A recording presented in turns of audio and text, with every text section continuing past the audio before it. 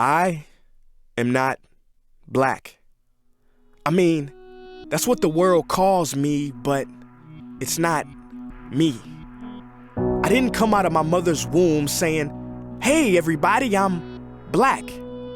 No, I was taught to be black, and you were taught to call me that, along with whatever you call yourself. It's just a label. See, from birth, the world force feeds us these labels, and eventually we all swallow them. We digest and accept the labels, never ever doubting them. But there's one problem.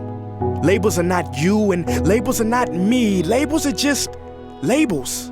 But who we truly are is not skin deep. See, when I drive my car, no one would ever confuse the car for me. Well, when I drive my body, why do you confuse me for my body? It's my body. Get it? Not me. Let me break it down. See, our bodies are just cars that we operate and drive around. The dealership we call society decided to label mine the black edition, yours the Irish or white edition. And with no money down, 0% APR, and no test drive, we were forced to own these cars for the rest of our lives. Forgive me, but I fail to see the logic or pride in defining myself or judging another by the cars we drive. Because who we truly are is found inside.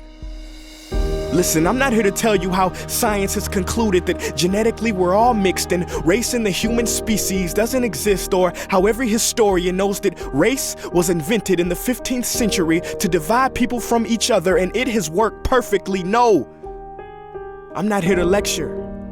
I just want to ask one question. Who would you be if the world never gave you a label? Never gave you a box to check?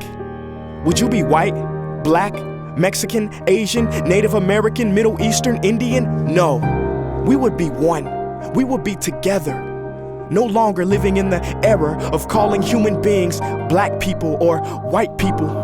These labels that will forever blind us from seeing a person for who they are, but instead seeing them through the judgmental, prejudicial, artificial filters of who we think they are.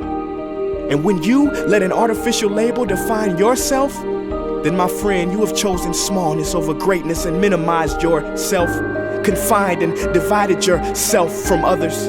And it is an undeniable fact that where there is division, there will be conflict, and conflict starts wars. Therefore, every war has started over labels. It's always us versus them. So the answer to war, racism, sexism, and every other ism is so simple that every politician has missed it. It's the labels. We must rip them off.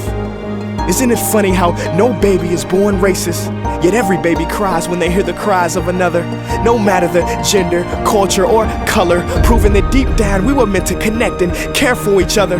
That is our mission, and that is not my opinion. That is the truth in a world that has sold us fiction. Please listen, labels only distort our vision, which is why half of those watching this will dismiss it or feel resistance and conflicted. But just remember, so did the caterpillar before it broke through its shell and became the magnificent butterfly.